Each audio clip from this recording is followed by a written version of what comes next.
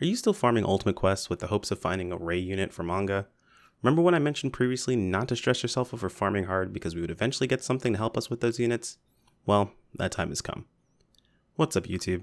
Chronos here, and welcome to my guide on the Independence Day event in PSO2. Starting today, June 24th, we have the Independence Day lobby, with a few additions, most notably the limited missions and the new daily repeatable quests from Zia. Why are they so important? Well, both the limited missions and a few of the daily repeatables net you a new type of badge called a Glory Badge 2020. These Glory Badges can be traded in for a lot of neat accessories, other fashion goodies, and emotes, but most importantly, they have a 1-for-1 ratio trade for Rising Weapon Badge 2s.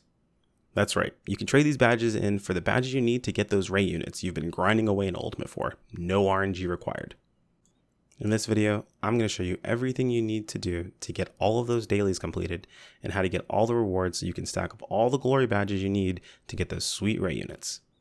To start things off, you'll need to head over to the shopping plaza and talk to Zia. She'll have a quick line for the first time you talk to her, then she'll unlock your first 2 client orders. These are pretty simple, just deliver 15 red meat and take down 50 fall spawn. I usually recommend something like the Ruins Exploration for the fall spawn. Keep in mind level doesn't matter here, so you can do this on the easiest difficulty and it should net you the meat and the 50 kills you need. Afterwards, head back and turn those 2 client orders in to unlock the next 2.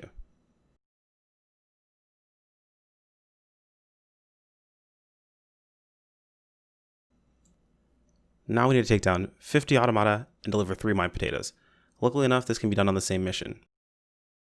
Under main quests and explorations, just head on over to the abandoned mine.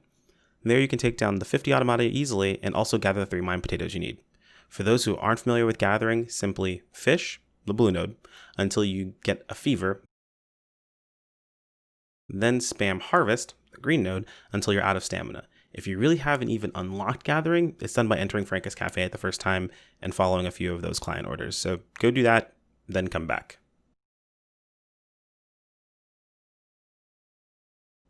So technically, at this point, you could stop here. Only the first 3 client orders actually give you glory badges, so in reality, you could even skip the 4th client order, so you don't have to do the gathering portion of this. But for completion's sake, we're going to talk about the final client order.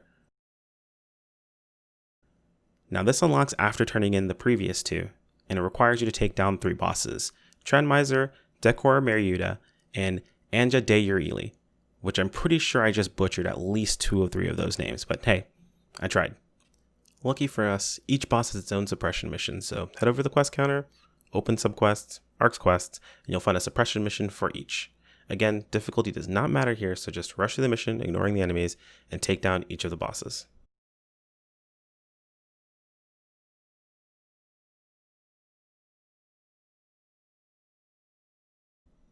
And with that last turn in, you're done.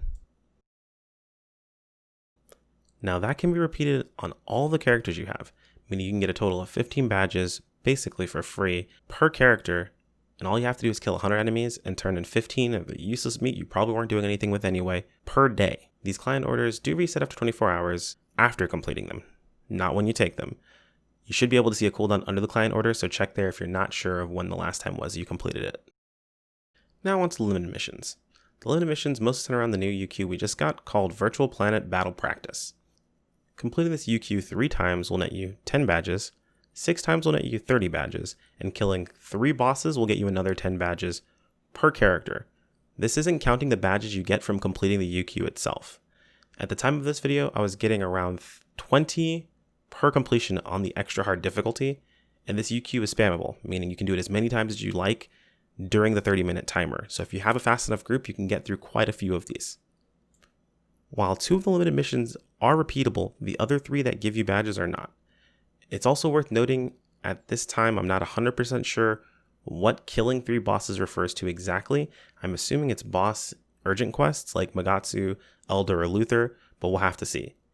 It could be referring to bosses at the end of explorations, but I did kill bosses for Zia's quest for the daily, and they didn't count. Keep in mind those bosses are at the end of Arcs quests, not explorations, so that could make a difference. And that's all there is to it. If you guys found any other ways of completing these, or if I missed something, feel free to toss it into the comments below, or if you guys have any other questions. A like on this video is appreciated, and it absolves you of half of your ad block guilt. The other half is absolved by subscribing. Thanks for watching, guys, and I'll see you all in the next one. Take care.